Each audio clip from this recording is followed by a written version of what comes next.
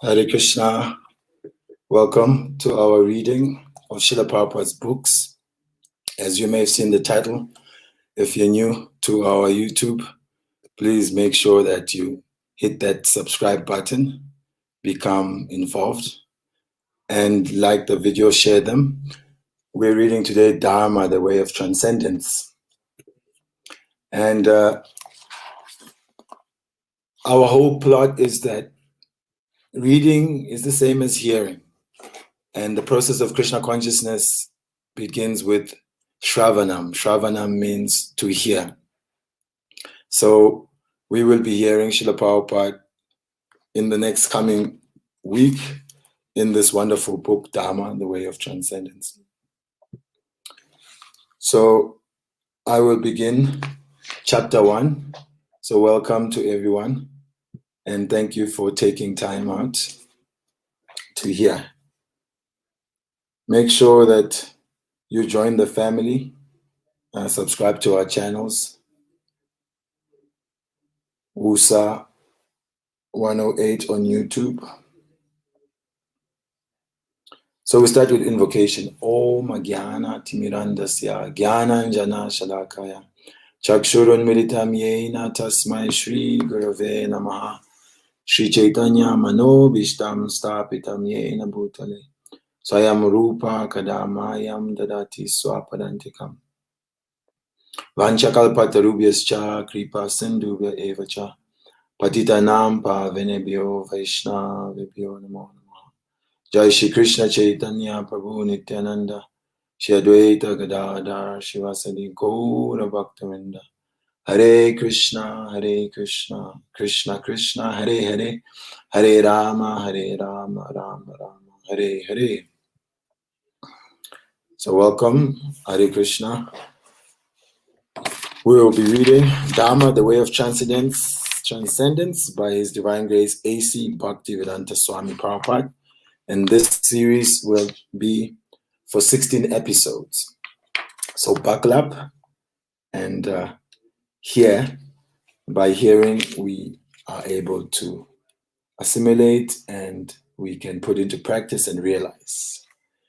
So this is based on the Srimad Bhagavatam. And the first verse is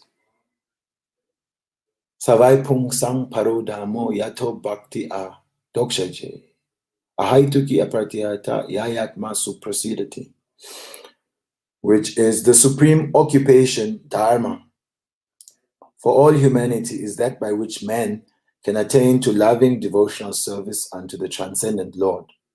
Such devotional service must be unmotivated and uninterrupted to completely satisfy the self. Srimad Bhagavatam 1:2-6. In this statement, Sri Sutta Goswami answers the first question of the sages of Naimisharanya. The sages asked him to summarize the whole range of revealed scriptures and present the most essential part so that fallen people, or the people in general, might easily take it up.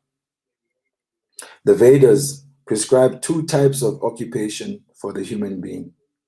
So note these. One is the Pravriti Marga, or the path of sense enjoyment, and the other is Nivriti Marg, or the path of renunciation. So two parts. Path of enjoyment is inferior, and the path of sacrifice for the supreme cause is superior. The material existence of the living being is a diseased condition of actual life. Actual life is spiritual existence, or Brahma Bhuta existence, where life is eternal, blissful, and full of knowledge. Material existence is temporary, illusory, and full of miseries. There is no happiness at all. So hold that thought. There is no happiness at all. And remember those two parts. I'll be right back.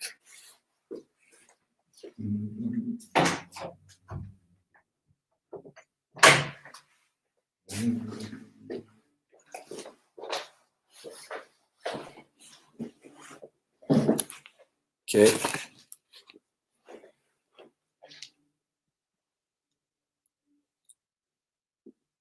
So Prabhupada says, there is no happiness at all. There is just a futile attempt to become happy.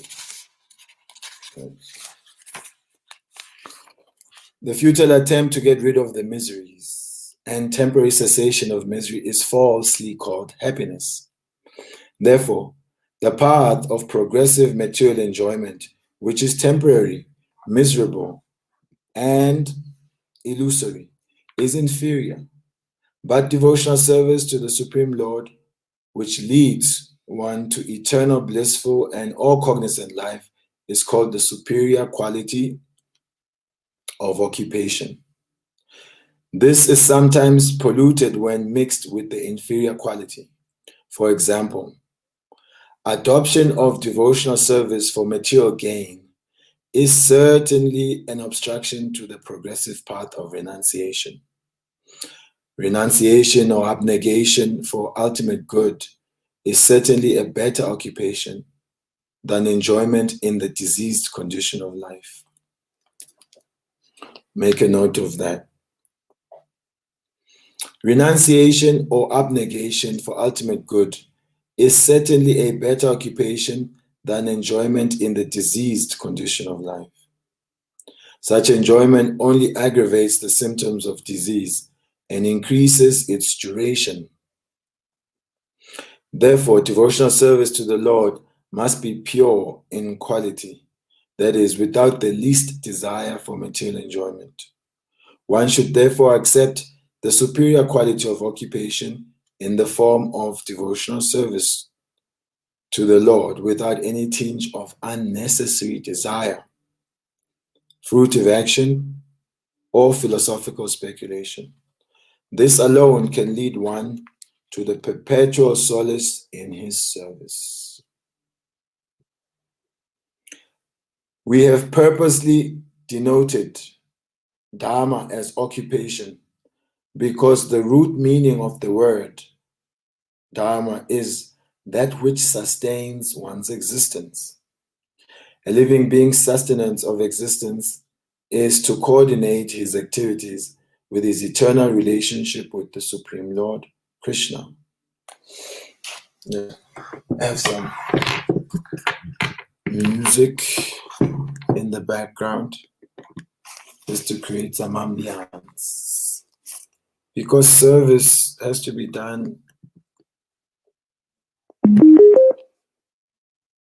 with a bit of really trying to please the Lord. Let's see what we have. Hare Krishna, Hare.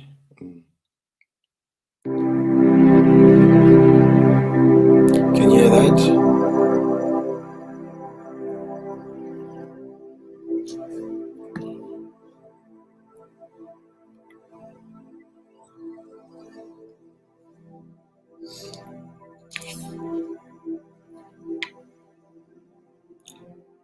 So we'll pick that line up again. We have purposely denoted Dharma as occupation because the root meaning of the word Dharma is that which sustains one's existence. A living being's sustenance of existence is to coordinate his activities with his eternal relationship with the Supreme Lord, Krishna. Krishna is the central pivot of living beings, and he is the all-attractive living entity, or eternal form, amongst all other living beings, or eternal forms. Each and every living being has his eternal form in the spiritual existence, and Krishna is the eternal attraction for all of them. Krishna is the complete whole, and everything else is his part and parcel. The relationship is one of the servant and the served. It is transcendental and it is completely distinct from our experience in material existence. This relationship of servant and the served, it is transcendental and it is completely distinct from our experience in material existence. This relationship of servant and the served is the most congenial form of intimacy. One can realize it as devotional service progresses. Everyone should engage himself in that transcendental loving service of the Lord, even in the present conditioned state of material existence.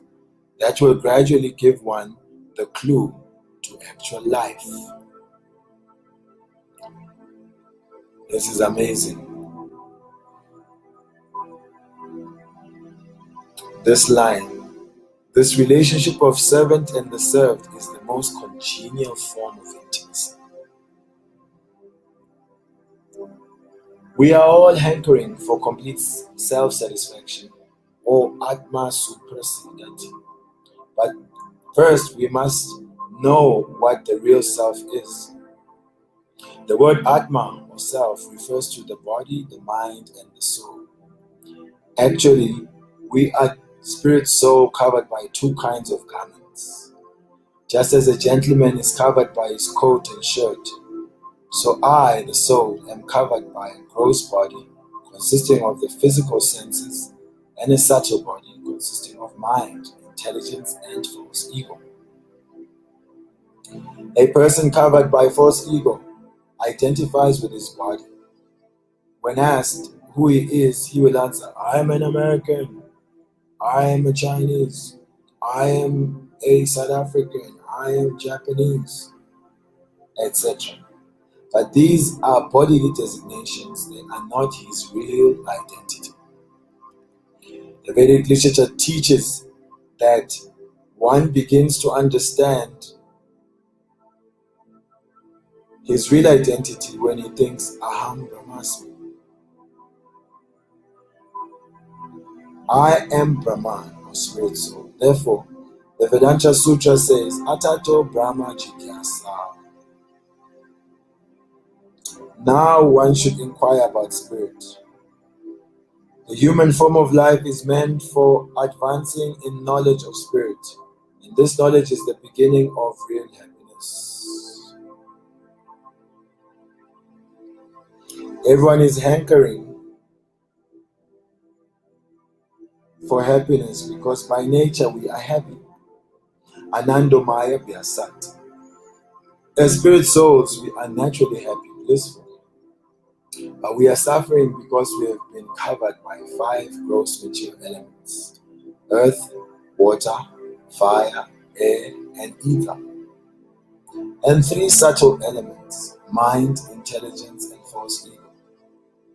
Materialists, identifying themselves with these coverings, seek satisfaction through these gross and subtle elements of the body. In other words, they simply seek sense gratification, the happiness of the body. In the mature world, everyone is working hard for this happiness.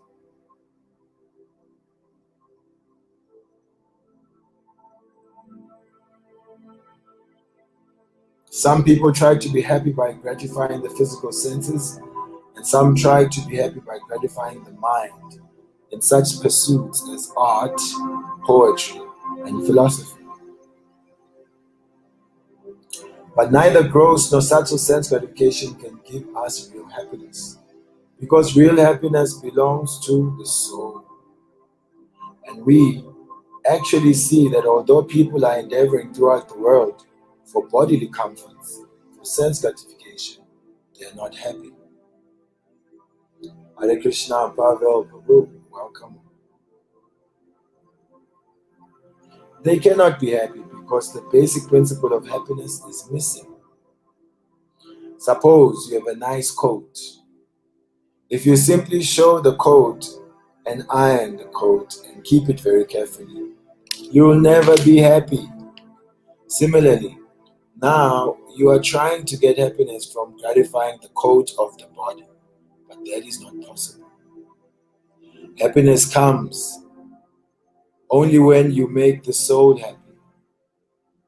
Or suppose you have a bird in a cage. If you simply polish the cage but do not give the bird any food, the bird will never be happy. Similarly, the mature body is the cage of the soul. And if we simply care for the body, the soul will never become happy. So, The beginning of spiritual knowledge is to understand that the soul is encaged within the body and mind, and that neither bodily comfort nor mental satisfaction will ever bring the soul real happiness. Then how can the soul become happy? As stated in the present verse of the Srimad Bhagavatam, the soul can become happy only when living according to the supreme Dharma. A common English translation for the word Dharma is religion, but as mentioned above, a more accurate meaning is that which sustains one's existence or one's essential characteristic. Everything has an essential characteristic. The essential characteristic of chili peppers, for instance, is to taste very hot. When we go to the market to purchase chili peppers, we test how hot they are. If they are not very hot, we reject them. So the Dharma of chili peppers is to be very hot. Similarly, the Dharma of sugar is to be sweet. I definitely resonate with the Dharma of sugar. I appreciate sweet things. But chili, I've never gotten the hard taste. I thought I'd make advancement and start to like chili, but no, it still continues to spoil the taste of all the other vegetables. I apologize to the chili lovers, and if you're a chili lover, leave us a comment and go and subscribe on our channel on YouTube. We continue. Then what is the Dharma of the soul? When entrapped by the material nature, the soul adopts various artificial dharmas based on his false identification with the body. Someone born in a Hindu family will say, I am Hindu. Someone born in a Muslim family will claim, I am a Muslim. Someone born in a Christian family will claim, I am a Christian, and so on. But as I have already explained, one's real identity is the spirit soul. Aham Brahmasmi. I am Brahman, a spirit soul. When we come to that platform of spiritual understanding, our essential characteristic becomes clear. As explained here, Savai Pungsang Paro Dhammo Yato Bhakti Adokshaje. The supreme Dharma of the soul is devotional service to God. That is our essential characteristic. Everyone is already a devotee of his country, his society, his family, his wife, his husband, his children, his senses. No one can say, I do not serve anyone. You must serve because that is your Dharma. If a person has no one to serve, he keeps a cat or dog and serves it. So to render loving service to someone else is our essential characteristic. But we are missing the point. We are loving cats and dogs and so many other things, but we are neglecting to love God. We are loving cats and dogs and so many other things, but we are neglecting to love God. I'd like to hear the points that catch your attention. I generally will repeat the ones that catch my attention. Therefore, we are not getting real happiness. When we shall direct our love toward the proper object, Adokshaja or Krishna, will become happy. When the word Dharma is taken to mean religion, we can understand from this verse of the Srimad Bhagavatam that rendering transcendental loving service to the Lord is the highest form of religion. The question asked by the sages at Naimisharanya was, what is the best form of religion by which anyone can become elevated to spiritual emancipation? Some people may say that the Christian religion is the best, the Hindu religion is the best. Others may recommend the the Muslim religion is very good. Others may say that Buddhism is very good, and so on. But the Srimad Bhagavatam does not advocate the Christian, Hindu, Muslim, or Buddhist religion. It gives a general description of the best religion, which is the best religious practice is that which enables you to become a devotee of Adokshaja. Adokshaja is a Sanskrit name for the Supreme Personality of Godhead. The literal meaning of the name Adokshaja is he who defeats or pushes down Ada. All efforts to understand him by means of knowledge gained through sense perception. Akshaja. This name of God, Adokshaja, is an answer to the mental speculators who research the question, what is God? So this is a very nice name we can add to our list of what we know as God. Adokshaja. Adokshaja means that person who suppresses all knowledge which is gained by mental speculation. So that means he's above mental speculation. What is God? To them, the name Adokshaja says, you may go on speculating for many thousands of years, but you will never be able to understand God in that way. Generally, people say, God is great, but they do not know how great he is. God's greatness is indicated perfectly by the name Krishna. If you want a perfect definition of the word God, then it is Krishna. Because the word Krishna means all attractive. Unless one is all attractive, how can he be God, the greatest? If one is great, he must be attractive.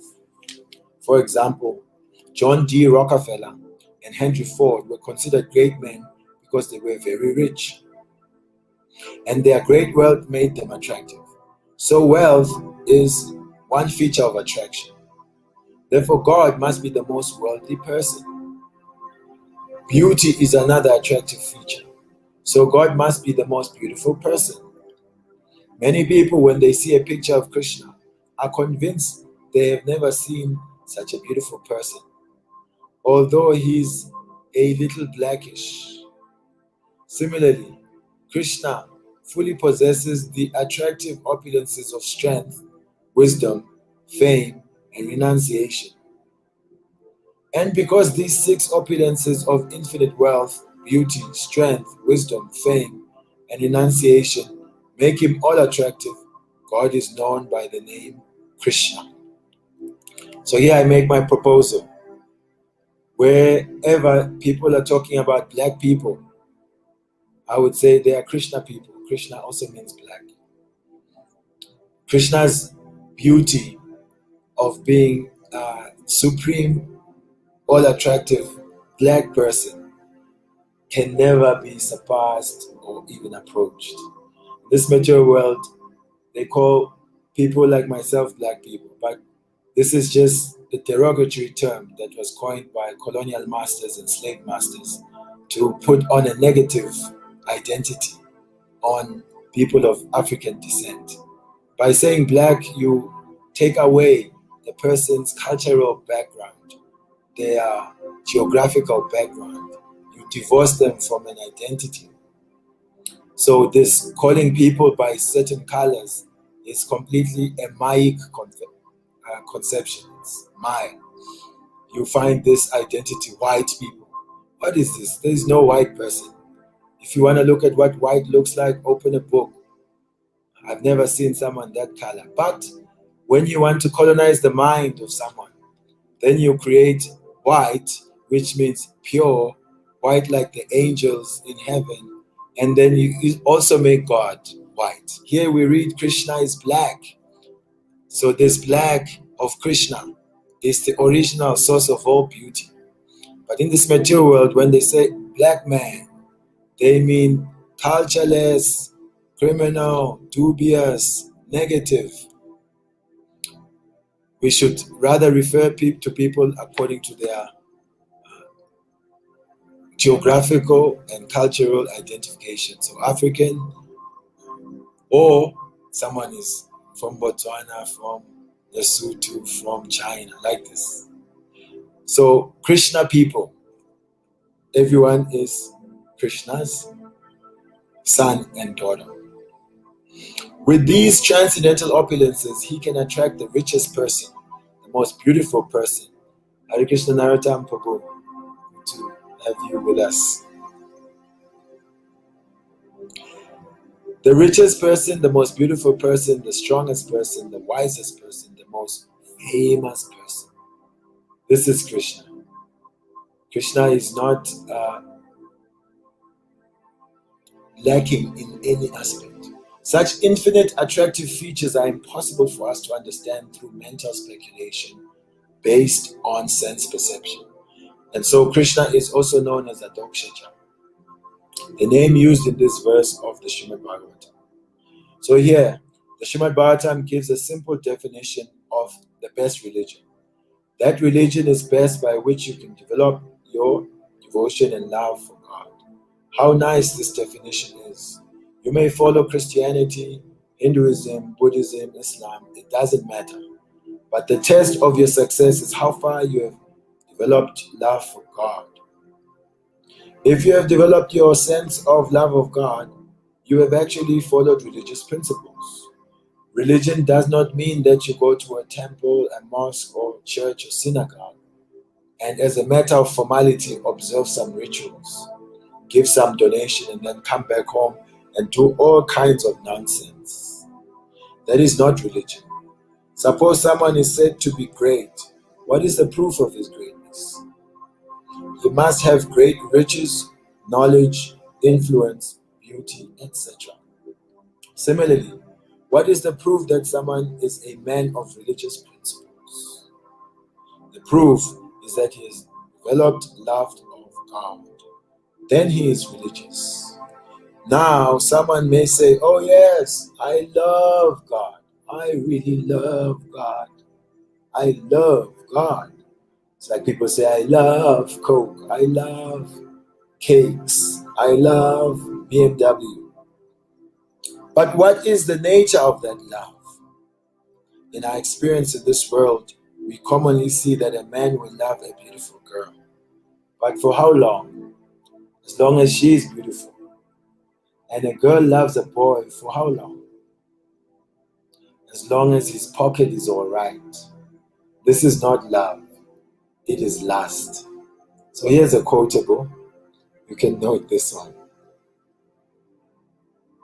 It says, a man will love a beautiful girl as long as she's beautiful. And a girl loves a boy as long as his pocket is all right.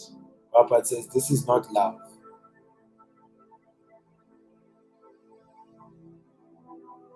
It is lust.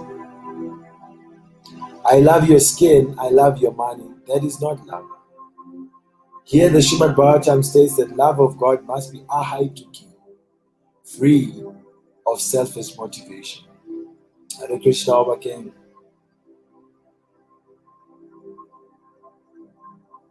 Not that we say, my dear God, I love you because you supply me my daily bread.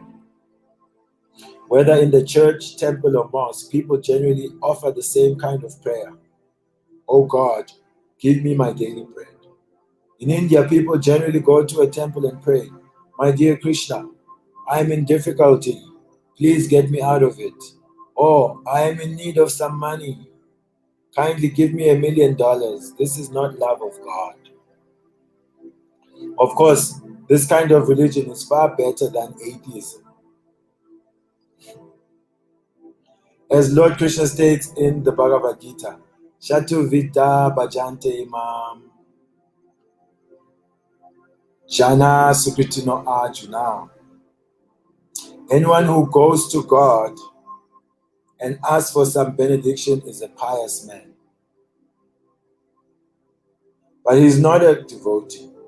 He may be counted amongst pious men because he recognizes the supremacy of God, but he has not developed the highest principle of religion, love of God. Hare Krishna, Nareshwar Prabhu. Good to have you. Lord Shri Chaitanya describes love of God in his Shikshastaka 7th sloka. Yugaitam nimeshena chakshusha pravishaitam sunyaitam jagatsavam Govinda viharenam. Oh my dear Govinda, because I cannot see, every moment seems like 12 years to me. Everyone has some experience of this feeling. If you love someone and you expect your beloved to come at any moment, you will feel as if every second were a full day. Hare Krishna Sanjay Prabhu. Pranam. Then, because Lord Chaitanya cannot see Krishna, he says, Chakshusha Pravishaita, tears are pouring from my eyes like torrents of rain.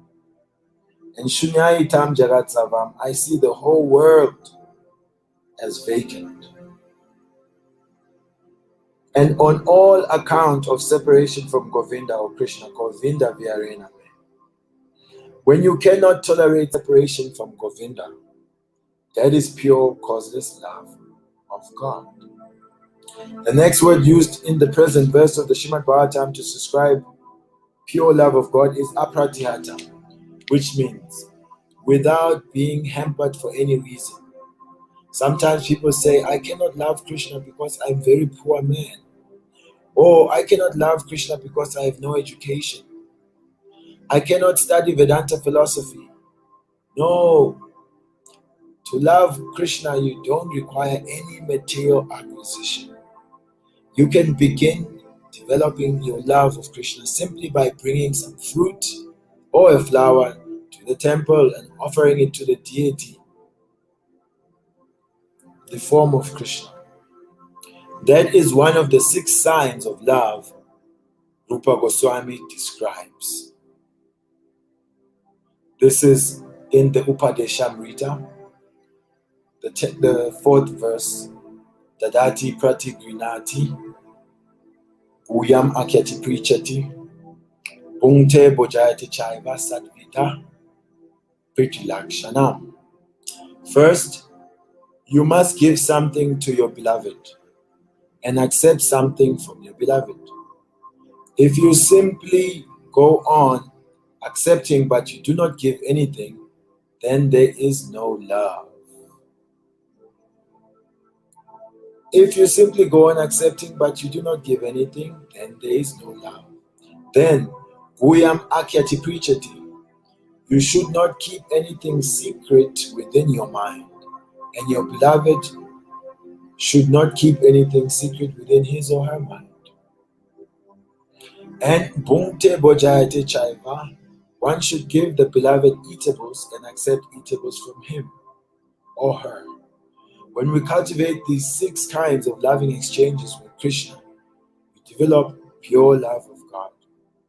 And that love should be without any material motivation and without impediment. If you cannot develop such love of God, you will feel, if you can develop such love for God, you will feel suprasidati, complete satisfaction. That is a very wonderful, positive point. No more anxiety, no more dissatisfaction. You will feel that the whole world is full of pleasure. Vishwam Punashukayate. So the best religion is that which teaches one how to become a lover of God. And the best welfare work is to distribute this knowledge. They are the purposes of the Krishna consciousness. These are the purposes of the Krishna consciousness movement.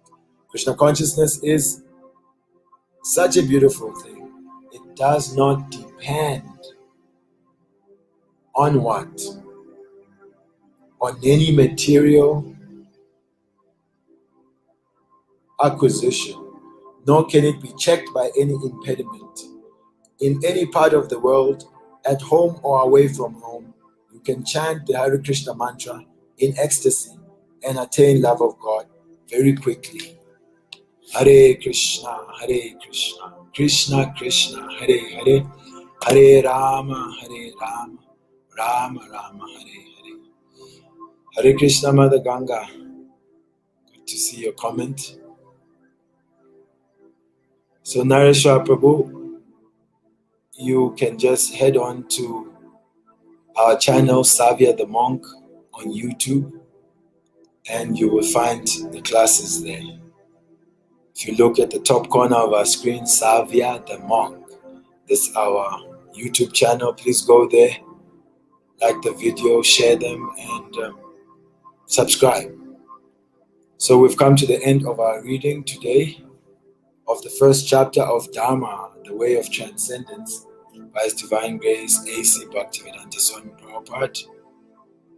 So look out for our programs and take part.